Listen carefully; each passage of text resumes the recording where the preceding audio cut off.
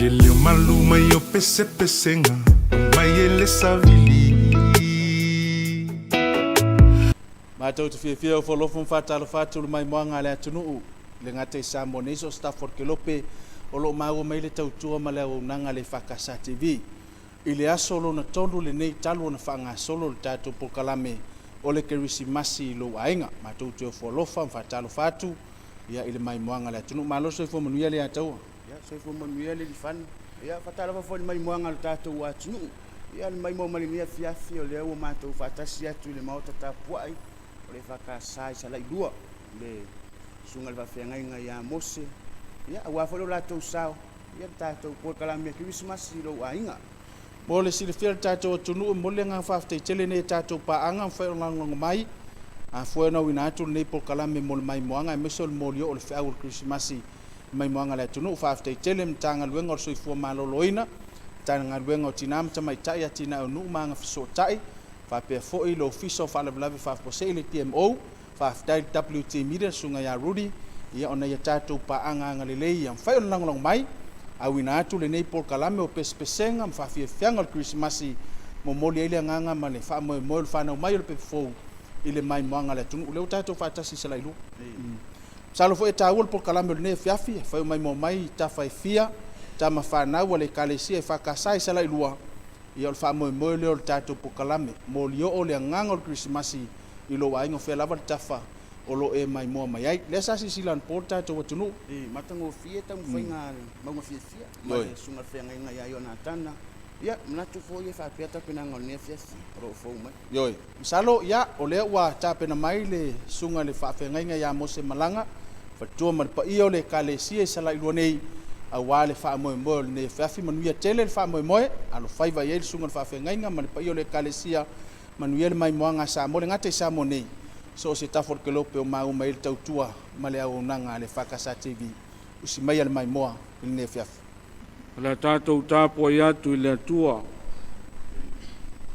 le li o lo le ma moe o ia le ai se me automativa Nā tā wea au le meo i ai le wāmua o te taoto ai.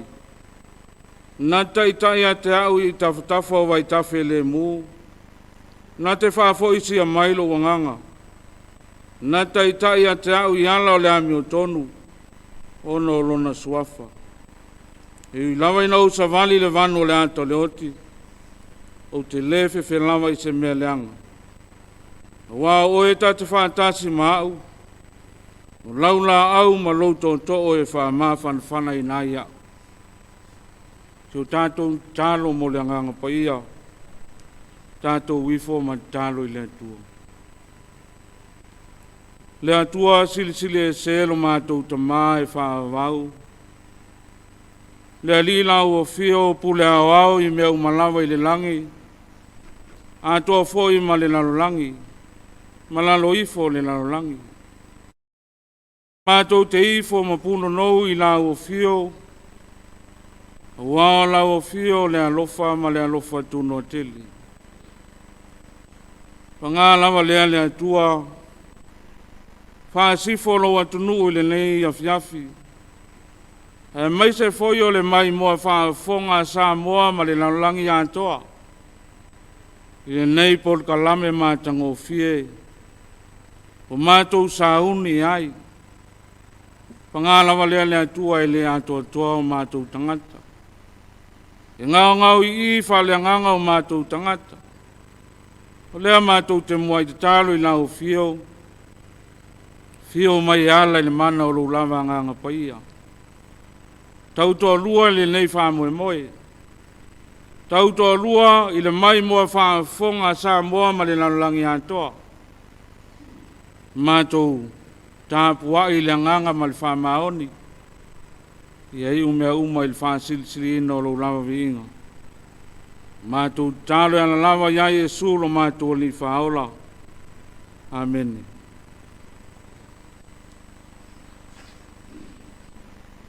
Le whaita wina le tuspa ia. Tusi whirifilia mo i tātou i le nei a fiafi. O mau mai le tusi a Roma. O lona matau pue walu.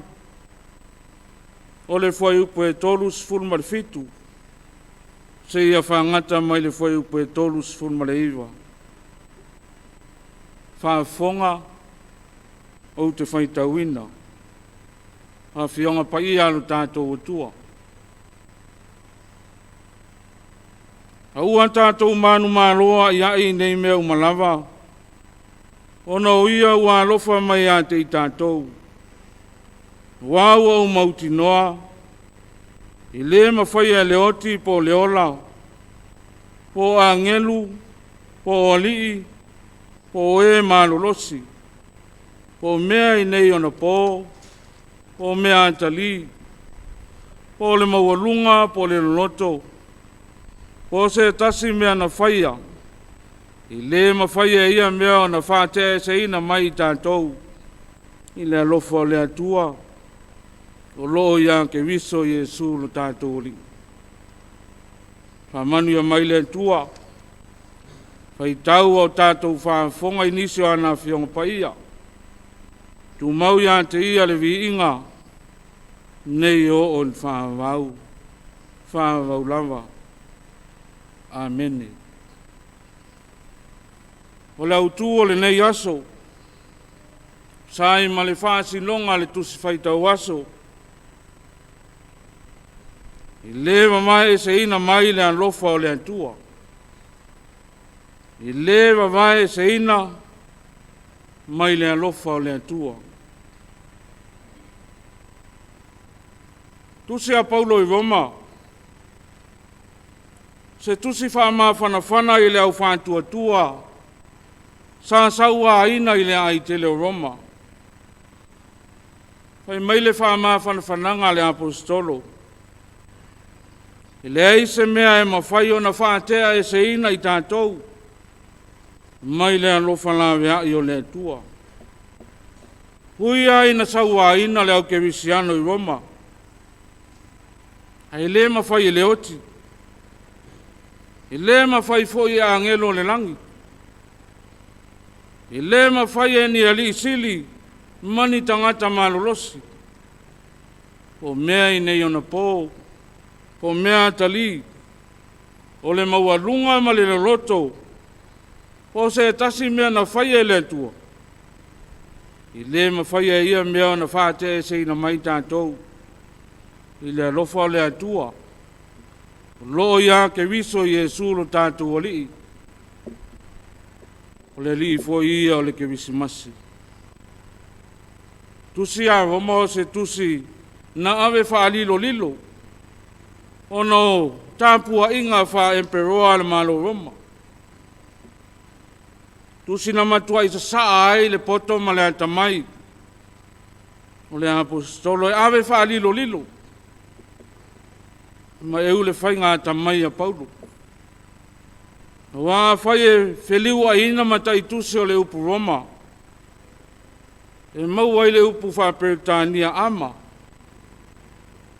o le alofa lea i le whaanatina, wha aramaika, ma le wha Roma fo.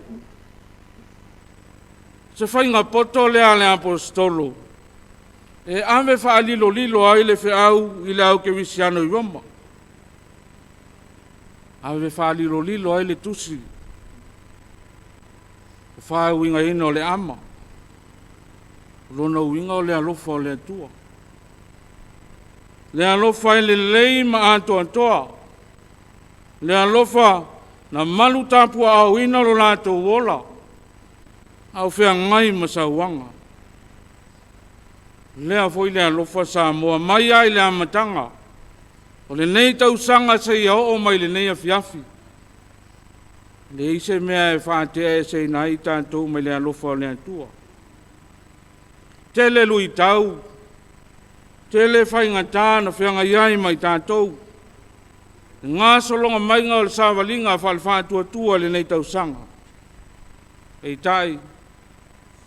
O loa alofa ina pea i tātou e le atua i le alofa i le lei mātua toa. O loa tū mau pea le nātua o le atua o le alofa ma le alofa muti vale. O le alofa e whamaoni. Fe mou wai lava le alofa o le tangata. o le atua o le alofa lava ia. Aua o lona lea na atua, o lona tumu lea, o le alofa ma le anga le lei. Le alofa lea tātou te loto tele ai, sa ngai malu i tau o le ole nei. A pea voi lana tau tinonga lau i loa tā vita. I lana salamo lau i loa, whai mai, e ui ina ousa vali le vanu o le ato le oti. Te le fefe lava i se mea leanga. Awa o oe le atua ta te whaatasi ma. Ma sani ona au ina atu e le atua ana au auna. Ma fola atu i ai, o te ia te oe. O te au wai ia te oe. Whai mai tāwita. O oe le atua ta te whaatasi ma. O tau ana uina le au wai o le atua ia te ia. Ar sai le al tangata mai le vanu o le ato le oti.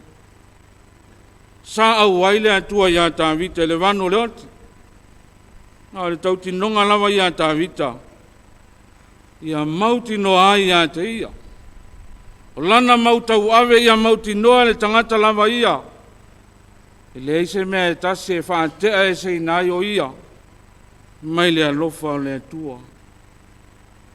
Mei e au ngani le pela e toa se fulu. Ma whai mai le ali ia Yesu. Ia e alofa mai a te imatou. Le eise tangata e alofa ia tua inga tangata mamai. I sosa i te lava ia o tangata i utaia le amana ia tangata le pela. Au le atua. O lona na atua lea o le alofa. Wa tu usao lava i ai le whanonga. So se mai ma le ausi mai e sa ili lawe ai. E mauti noa lava e tau le mai. E tai o le pela ia e tos fulu. Ua le o le mai. A o le alofa, ma le anga le lei o le atua. Ua lātou sa ili ai. Ua sa ili i le alofa whaola. Le alofa na fofoa ai le ola. Le ola e tua i le saunu tonga. Sa mua malau whaafonga. Se langona maa nei a tele lea mo i tātou le au whaatua tua. Tātou tā pena ma sāuni e whaafei loa i atu i le whanau mai o le pepele ke visimasi. Sila i le wāolo o tausi e le tangata mawhatia. O whaafonga ia i lo lātou naunau mai. O mālie le waai. O malie fo i le whaalongo. O wāua whaalia i leo matanga o lātou loto. O atali le manao. Ua le tu ua se ia tae awa ena. O nei lava. E whaalia ai le mana o le alofa o le atua. I le mawhai o na tea ese ma le tangata. Le alofa o le atua. O le alofa i le te ua mo tae au i le tangata ua moni no na roto i le li. O le taimi nei lava Samoa. O le taimi sili nei. Tātou te mawhau ai le whaamoe moe alofa o le atua. Na liu tino tangata i e ala i le pepe o le kewisimasi. Aua o le atua o le alofa lava ia. O le alofa e tu i le lao. E awa noa mo tangata uma. Alofa le lei whaale le lei. E alofa pea le atua. Nga lofa e tupu pea lava pea. E mai le mawau lama ia. E o lava i le whaavau. Pai mai le whai salamu. O le alofa o le atua. O le alofa e le liu. O ana nafi. O le aso. E o lava i le whaavau. A la alfa antu pese. Pai mai o le alofa o le atua ua tu mau. E le liu. E o lava i le whaavau. O lea foi le tātou tau tinonga. I le alofa la vea i o le atua ia i tātou. Pa mai o ane. Wao whapea lava o nā lufa mai o le atua i le lalangi. O ia au mai ailo nā tali e toa tasi.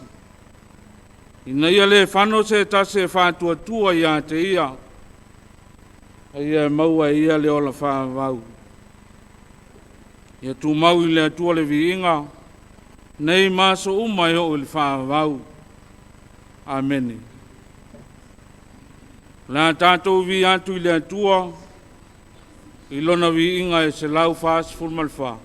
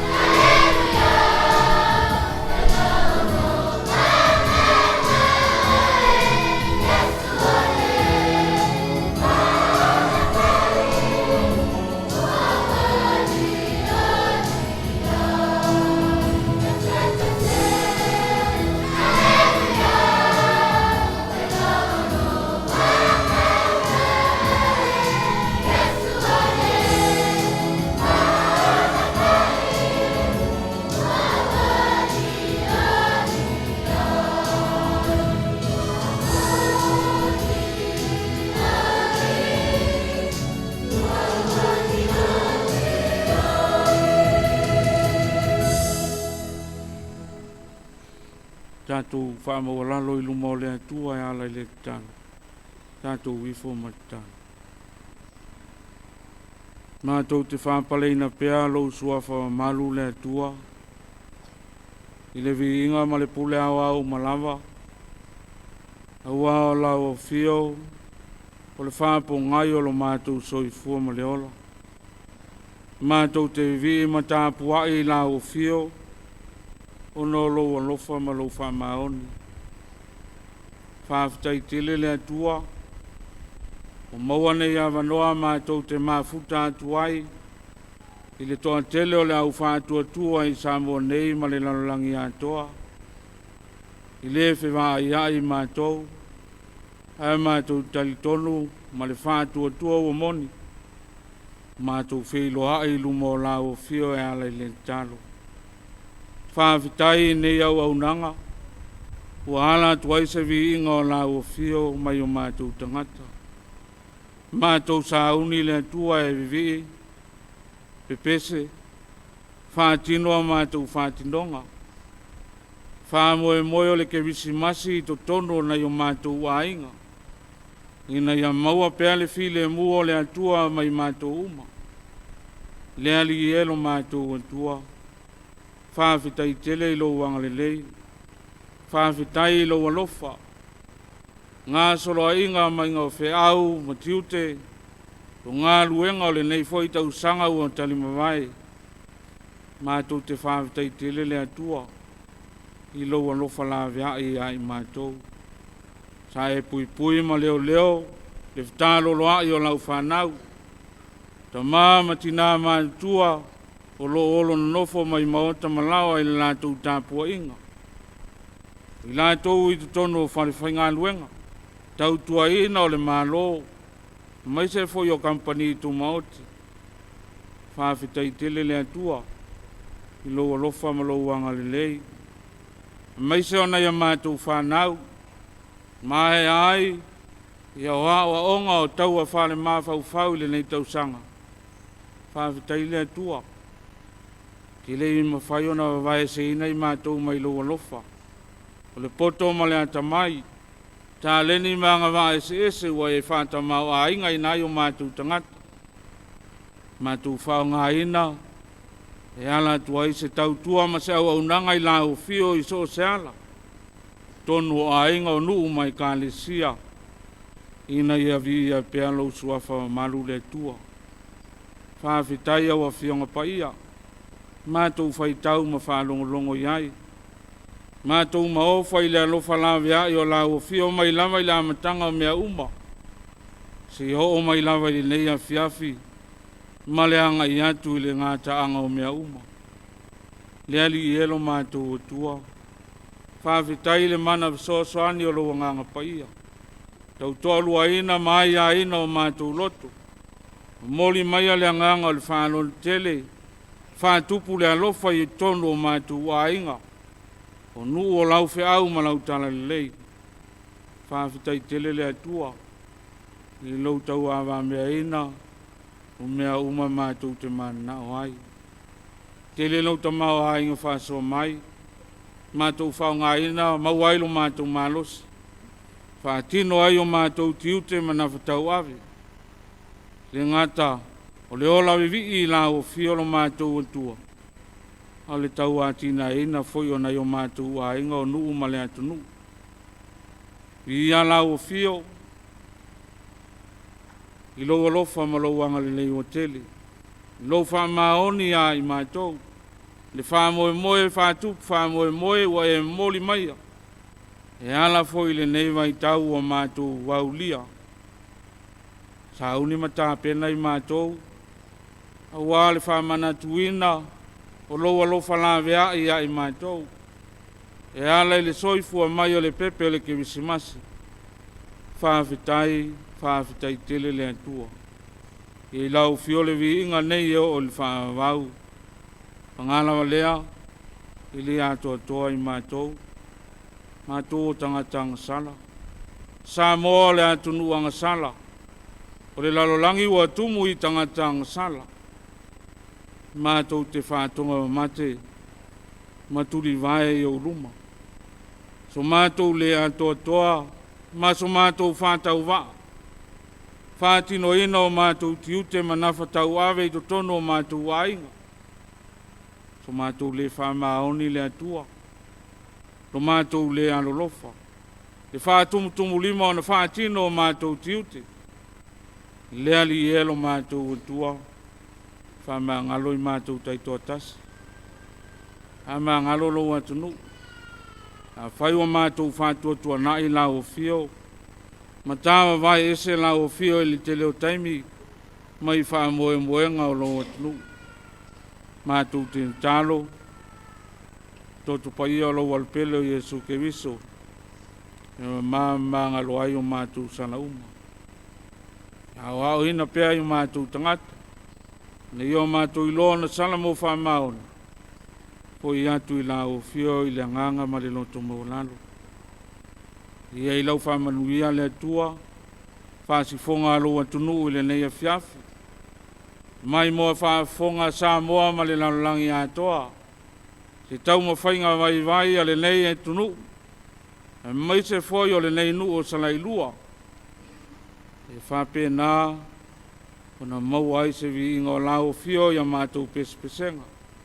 O whāti nonga, sa unia ma tāpena ina i le loto e tasi ma le anganga e tasi. Mātou i loa mauti noa, i le ma whaiona e whāte e se ina i mātou i loa lofa. Anga le leila o fio ia i lātou mō mia lau so soana.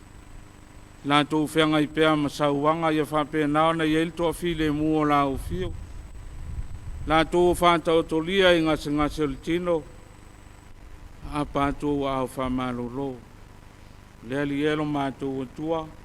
Whamanuia i nei au unanga. Lea li pule. Male au whainga luenga le whakasa TV. Le nei por kalame mātango fie ke visi masi to tono na i o mātō ainga. Mātou wona le atua e vi i alo suafu. Nei maso umai o il whaavau. Le atua elo mātou tamā. O mātou tālo ia. Whātasi ai ma tālo lilo i le loto le tangata lava ia. O foi nā atu i la o fio e whai alo whinangalo. Ai leo lo mātou o le whātau anau. Mātou wala au e ala lava i le suafu pele o Yesu ke viso lo mātou li whaola. Amen.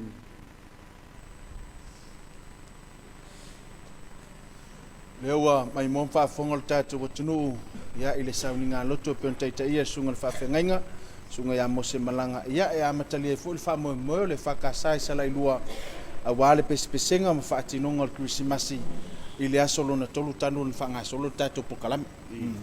Ya manatu le wa tatu tau mai le vai ngata u le po yo na tu matai mai le sila mai mo le atu. Ya le mai u le fe todo vai nga ya le ya tau fa ya le tapenanga le kalisi sala igone.